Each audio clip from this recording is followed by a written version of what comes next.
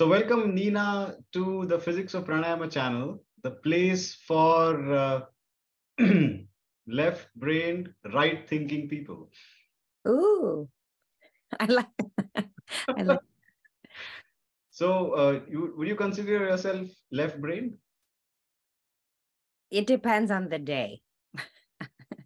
I feel I have to, it really depends on the day and the time and the activity that I'm doing. But Yeah. it is a part of my brain. Maybe I should exercise a bit more. Nowadays. Nowadays. Yeah. So I think you're totally left-brained, but we shall see. Okay. But I think you're also right-thinking, which is why you're on the channel. It's really awesome to have you. So thank you for agreeing to be here. I know you've got a pretty busy schedule and really appreciate taking As some do time. you, Sandeep. So thank you. Thank you. So let's address the elephant in the room. Okay. So who is Nina Sanyal? Who is Nina Sanyal? Good question. That's like the question of my life. Who am I? That is the question, right? Yeah. But from the most basic of levels, I'll say that I am born and raised here in the US. So first generation or second generation, however you want to consider label that, which has become a part of who I am and identity. Also living in the Midwest, growing up in the Midwest, being a mother, being a wife, being a daughter, daughter-in-law, everything is a big part of who I am. Also, holistic living and essential oils and always finding a natural way is always who I've been since childhood, actually. I'm always looking at a different alternative. I don't take anything at face value. I question everything. I like to have the experience of it before I believe in anything. Yeah, that's awesome. That is really amazing. Because the thing that goes with question everything is reject nothing. Because if you just keep on questioning everything and reject whatever you don't agree with, then there is no growth, right? So I guess you're doing both. You're questioning everything and at the same time, not rejecting anything. Yes, totally. Because I always say in our household, even that as soon as we start feeling this word, I know, is very dangerous. As soon as you say, I know, boom, you shut the door. There's no opportunity for anything new to come in. Right. Yeah. So how was it for you growing up so you've been in the Midwest all your life? Where did you grow up? Living, you're right. Yeah, I was born in North Carolina and then we moved to Ohio when I was 4 years old. Yeah. So yeah, I would say bulk of my life is in the Midwest. So, but it has been a journey. It's been very much a journey because I don't know if you can relate to this, but I feel like somewhere where when you move from another country, maybe time freezes. Like maybe if my parents were to come at whatever point, 70s, 1970, then somewhere they froze in time. So the India that they left behind is the India that they're bringing today. So as India is also evolving and moving and changing, the way they were in this country or even are now and how they raised us was very much how they knew and how they were, which is relevant, but very much so for my sister and I to be able to figure out navigating both worlds was, I would say, a big journey of mine. There's a lot of stories unraveled in that. And but only now can I really look back and be super, super grateful for. But then we were embarrassed. We were, and also we had our grandparents that we were not able to be raised with, which was a big pinch, but they would sometimes spend lengths of time, or we would go back to India and spend like the whole summer holiday vacation in India or back and forth, or 6 months like that. So then that to me was a big gift too, because I never rejected India. That to me is, in fact, I get a little bit offended when someone calls me American. I'm like, but no, but my roots. So, so when this series came out, Never Have I Ever, did you identify with that series on Netflix? Yes, I did. Yeah. So is it reasonably correctly portrayed, the Never Have I Ever scene? Every household is different. I wouldn't say mine was to that extreme, but that's obviously taking a stereotype and putting another extreme to it. But luckily, I would attribute this to my mother. She was always open, and she kept evolving and adapting and adjusting, and her level of just endurance, tolerance, and adaptation is so huge that we didn't face it as strong, but also we didn't push it as strong, both my sister and I. So maybe it was a little bit of both. In fact, when we would go back to India, we would feel like as if we're so conservative. We're like, look at how everybody's dressed. And I know, right? And my mom would be like, Nietzsche, that go, like, look down, don't make eye contact, cover, wear extra layers. I'm like, they're wearing tank tops. So that was one thing that we realized as we were getting older, that, oh, okay. But then it became a part of who we are. Right.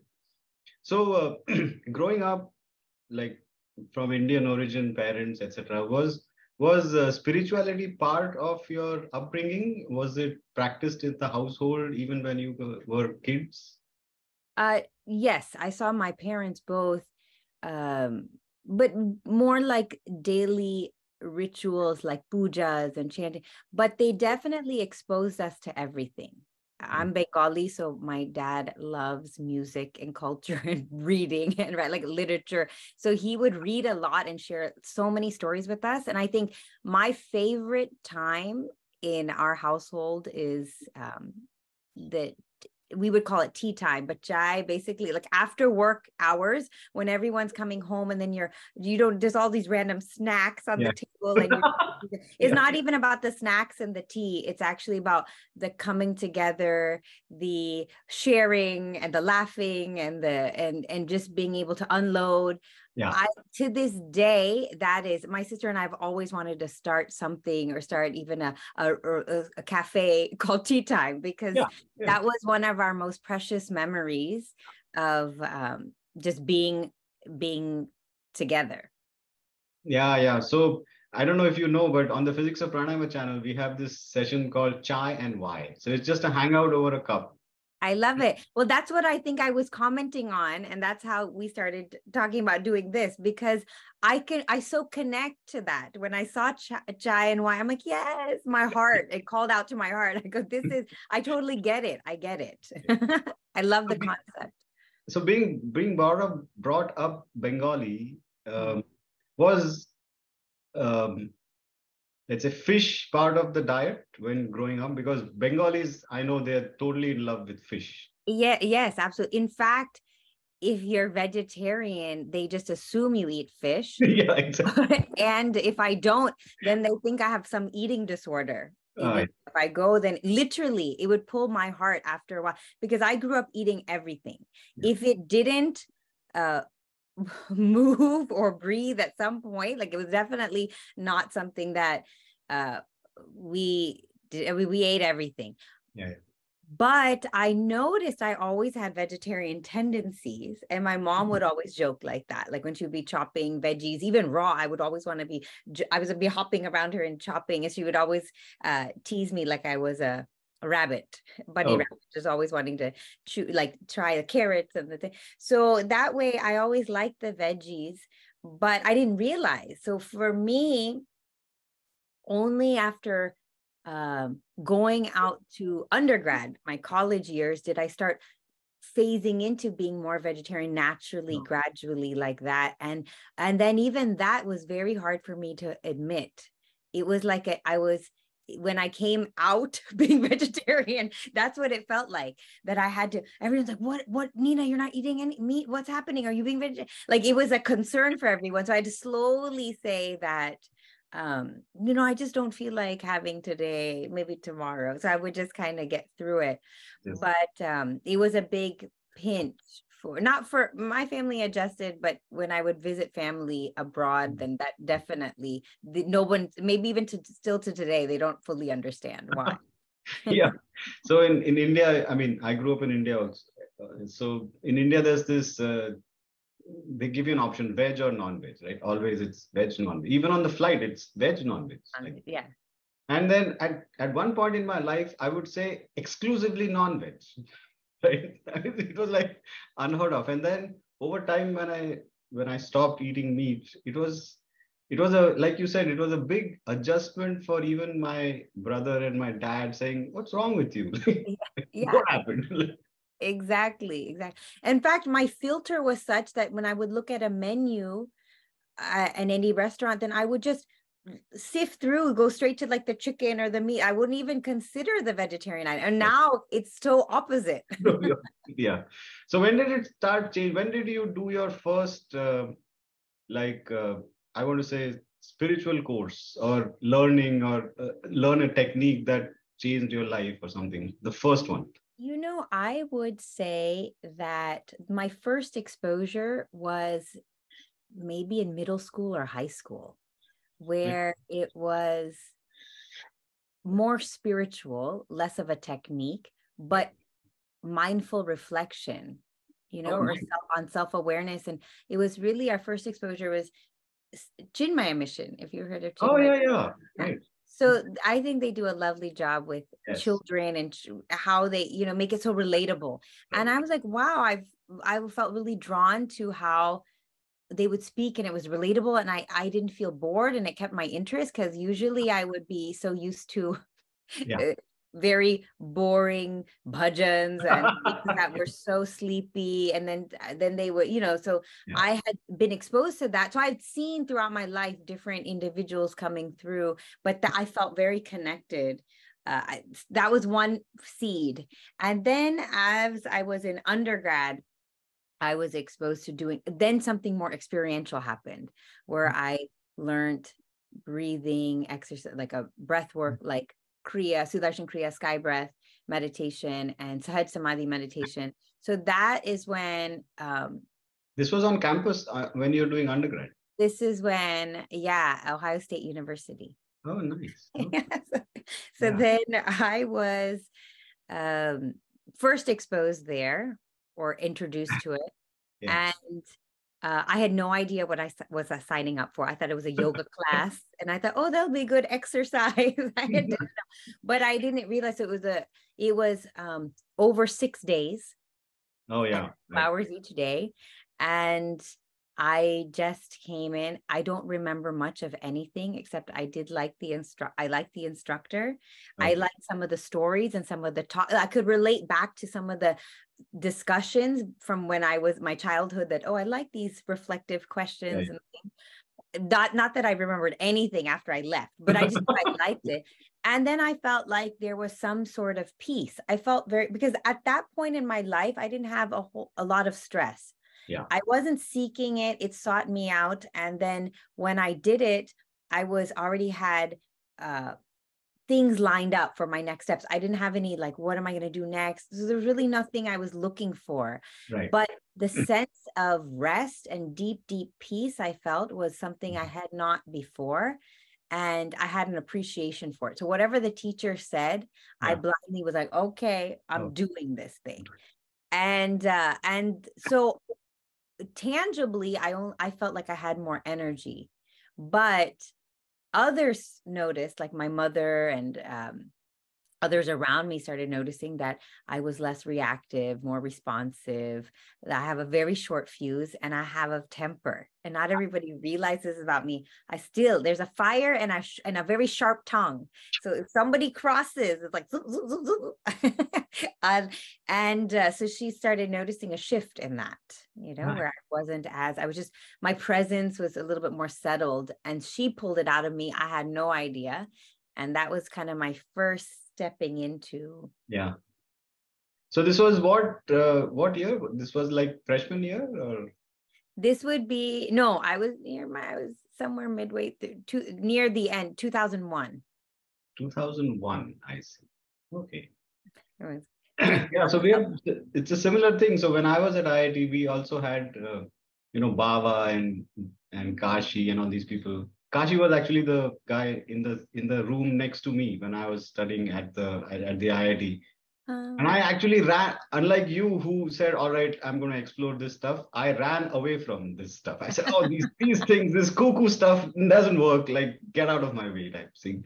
And then after I came here all the way in 2003, so let's see, this was 1993, 93, 92, 93 is when I was first exposed to the art of living, like breathing techniques, etc., which I ran away from.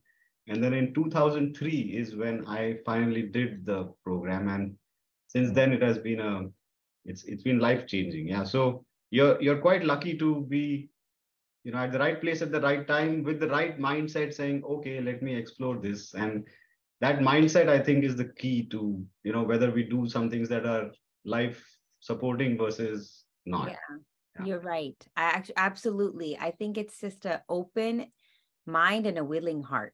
Right. And if we can do that combination and just show up, anything is possible. And that's what happened with me.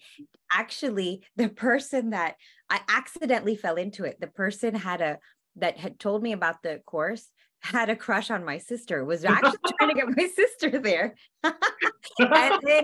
But somehow they accidentally messaged, I got the message instead, and I was meant to go. And I'm the youngest, but I did end up pulling her. The very next one that happened on campus, I did end up pulling. So that way it did work. Your sister was still in college when you did the... No, then she was done. She was already graduated, but and working. So there, at that point, there was no actual college programs. It just so happened that the venue was taking place. So again, you're so right. I was very lucky because it just so happened that they got a space on the university campus, and that's where they were hosting. So it was a mix. It wasn't just all college students. It was a mixed group. It's very similar for us. I mean, when Madhuri and I took the program, it was also offered on the campus at the University of Delaware, but it was not a university program. It was a public program. It was like the space was just on campus. Yeah, it's quite similar. It's amazing. Yeah. Yeah, it is amazing. And then after that, once you learned this, of course, unlike me, when I learned it, I said, okay, that's it for 5 days. It was a good technique to do. And then 1 week later, I met one of those, the co-facilitators on the program. So there's a teacher and there's the co-facilitators. I met them in a grocery store, and they asked me, "Hey, how's the home practice going on?" And I said, "What is home practice? Like, come on, like what?" But did you stick with it? Like you never? I actually stuck with it. I was what the teacher said 40 days, like, oh, take on a 40-day challenge. I'm like, okay. I marked it on a calendar and I did okay for it. Because you know what I realized as I was doing it, that I would see my parents having a very disciplined morning routine. It wasn't necessarily of practices. It was still like they did a puja, or they would read, like there was like a reverence or something honoring of the starting of the day. Right. And I realized I was actually seeking a routine like that. And I was like, oh, maybe this will be my routine. I don't know. Somehow it clicked like that. So I thought, okay, they said 40 days, I'm going to do 40 days. And so I really was, if they said do a little bit of stretching before starting doing breathing, I did it. Like whatever few little things that they said, I was literally took to heart and did. That's amazing. I mean, so do you see that being the key difference? Like I know that now you are actually facilitating these programs on campus, and you're one of the the national program leaders in the United States on what is called Sky Campus, where yoga, meditation, and breathing techniques are taught in the university. But do you see today's generation needing more effort to get them to change their point of view, or is it becoming easier over time? What is your perception? That's a really good question. I think it's actually varied over the years. What I love, my heart and passion is actually with the campus students and that this age, because they've had just the right amount of life experience to appreciate the experience, but not too much to be too cynical and tainted, to kind of dismiss everything. Yeah. So they really have been seeking and self-enrolling. So they've just come. Mm-hmm. But I'm also noticing a shift after the pandemic of a new regime, maybe another generation is being born of individuals looking, but there's a lot of, I don't know, for lack of a better word, sensitivities or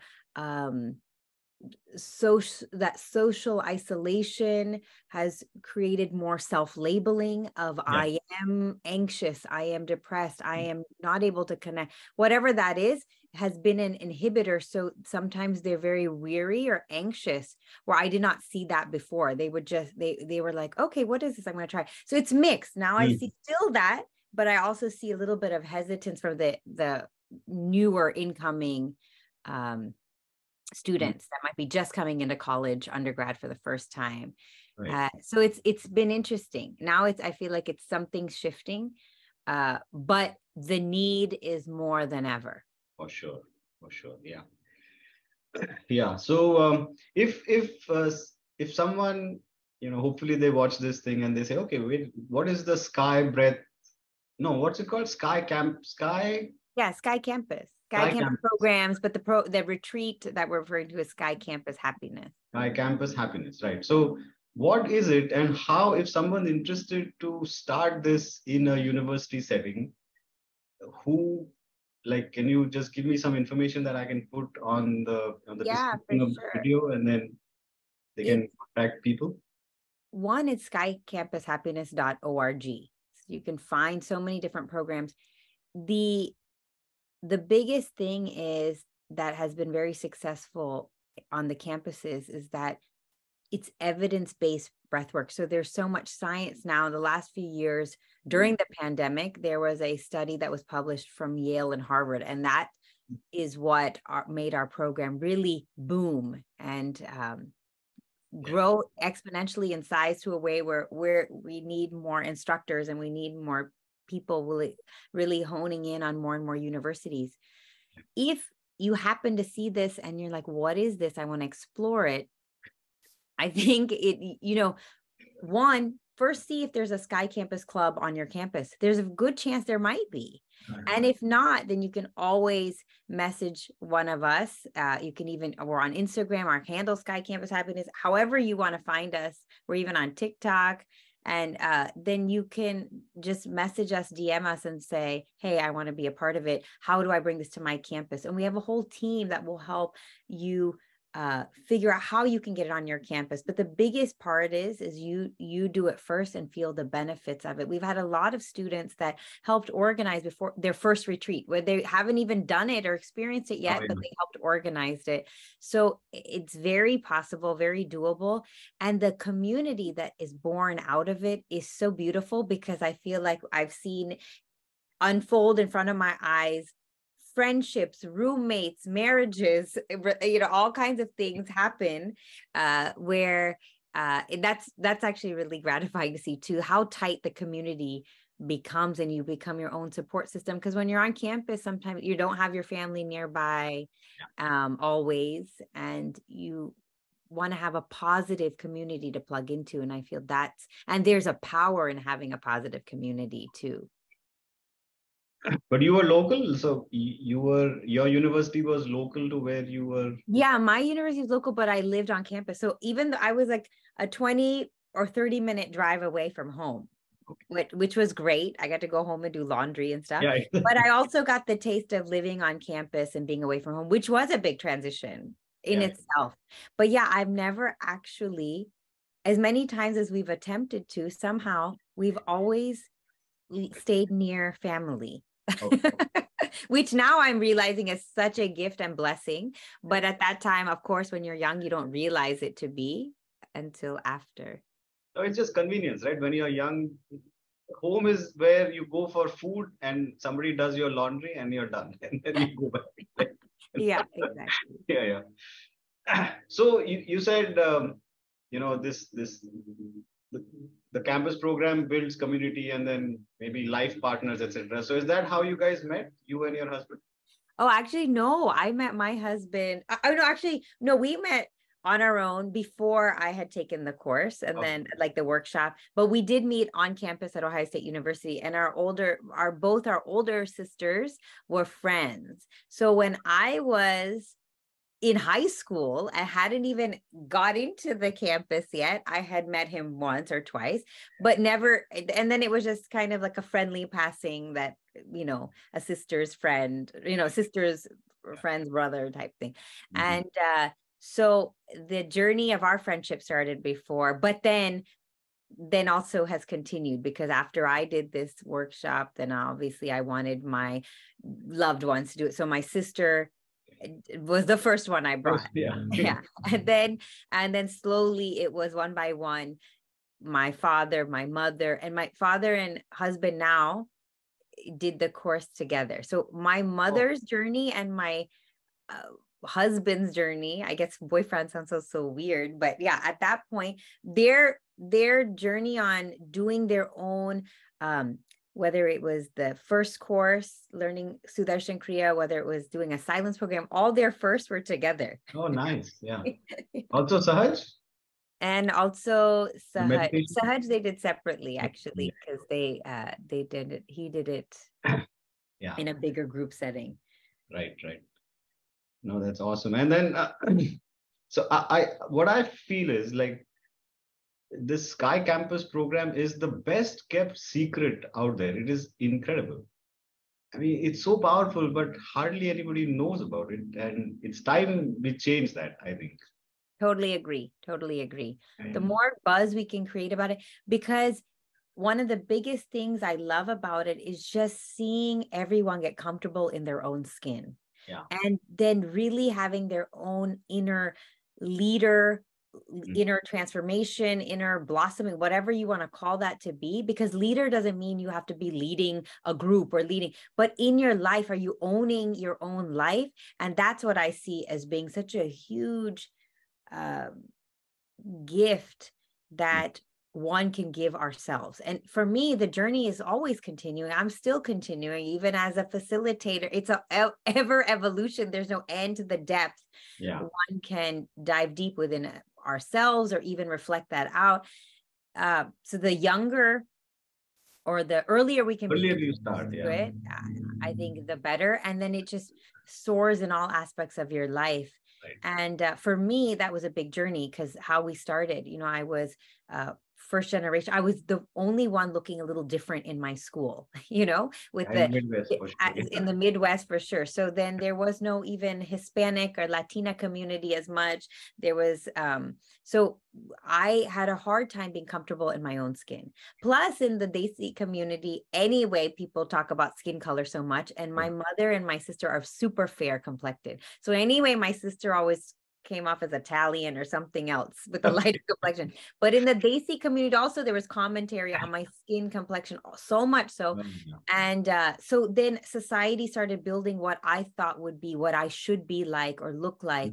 And so it made me more and more disconnected for being comfortable and confident in who I am, in my own form, my own body.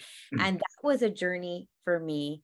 Still, actually, sometimes I don't, like I still have those, it's like such a conditioned thing. And, but doing this breath work, and at least I know I'm so solid in who I am as a being. And then the other stuff is like letting go of that. But so many of us, irrespective of your background or your culture or your religion, still have a little bits of that, of like, how can we be confident and comfortable in our own skin and just fully be you, and that's perfect. Sandeep being Sandeep is so perfect, and Nina being Nina is enough, like that. So that if we could all start embracing, I would love to see that blossoming in that in fact, if we could ignite that, then I see a huge movement that could transform this country. Yeah. But aren't you part of this massive thing that is happening in the United States called the World Culture Festival? You're one of the key people like behind the scenes organizing stuff, right? Yeah, yes, that is like a big passion of all of ours right now. Yeah. But that is, I feel World Culture Festival is really there to celebrate different cultures and embrace harmony and diversity. But for me personally, I feel like there's a way bigger undercurrent. If anyone subscribes to like energy and energetic movement or a vibration, I think there's such a bigger vibe. It's going to be such a high vibe event. But I also feel like it's a calling from the planet. I mean, maybe it's housed here in the United States, but it's like a real big calling that it's needed to so many people mobilizing in a way. There's some power and positive intentionality and like I was saying, in community. But imagine that many people coming together. If we can walk in a room and somebody's had a fight, you can feel that tension. But same if you walk into a place where it's peaceful and there's love and there's wisdom, we're going to also feel that. So as many people, so I feel that's a movement in itself. And on the college campus scene, we're inviting people to really take a stand for peace, because now young people with whatever type of inner aggressions, violence, that there's more and more young people going and lobbying at Congress saying, am I next? Like, what can I do? What can we do? They're taking responsibility for their journey. And so we have a whole peace ambassadorship being launched where we're rolling it through different universities in the country and really intending to create a viral wave of peace ambassadors to come and join the World Culture Festival. We're hoping it'll start like almost like a flash mob, start from the West, end up in the DC. Yeah. So if people want to join the World Culture Festival, and especially the youth and the young, the young adults, who are the future of the country anyway, how can they go about, holding hands and just joining the movement towards World Culture Festival? What can they do? I say that it just takes one light to light another.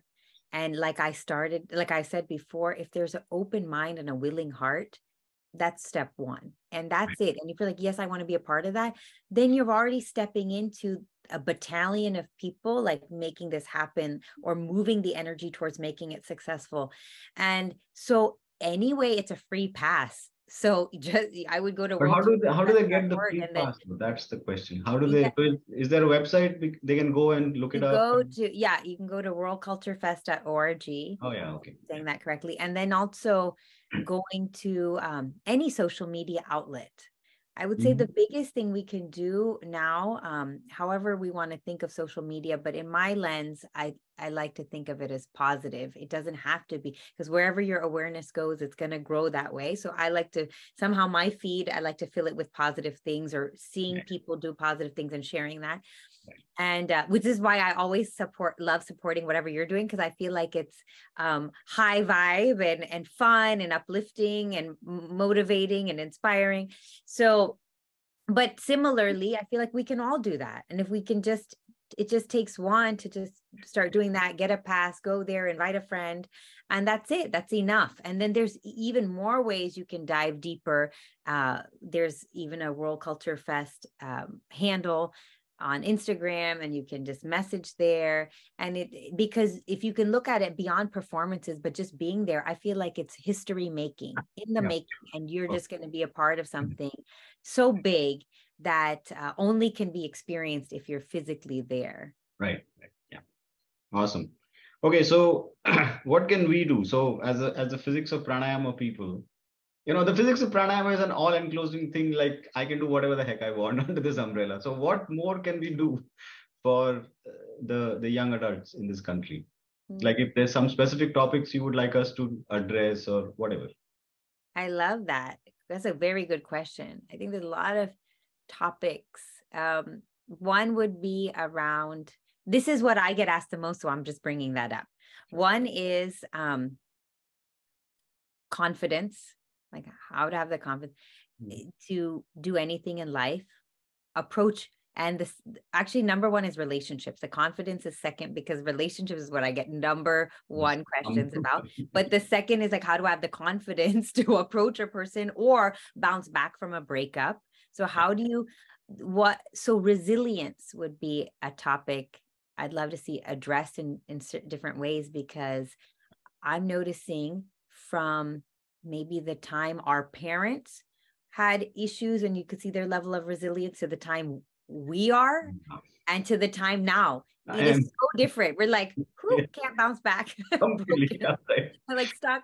So that like, what can we do to build that in our lives, and how and as a society can we support it so we're not enabling these tendencies, but empowering them to, you know, step into that, you know, stretch past that discomfort. Sorry, you'll see my dog puppy barking in the background if you can hear it. That's really cool. I mean, every enlightening session has to have a dog barking, right? The Ashtavakra Gita, which Sri Ravi Shankar recorded many years ago, there was a dog, and the dog got enlightened. All the other people did not. So maybe that's what's happening right now. Yeah, exactly. Right. Yeah. Okay, Nina, it's been awesome. Like, I know you've got a tight schedule. So anything else? Any last words for people? No, I just feel so grateful. Thank you for inviting me, having me, turning this around so fast. And if you have come across this, then thank you for joining. And then it makes it even that much more purposeful, because there's a pure intent behind it to share. But even though I said last words, this does not mean that this is the last time you come on the Physics of Pranayama channel. Okay, so hopefully you come back again. I will definitely come back again as many times. And I'd actually like to have you, now that I'm hearing about what you're doing, I'm also really interested in pulling you to some of those things too, more on campus. Yeah. Awesome, Nina. Thank you very much. All right. Take care. Thank you. Bye. Bye.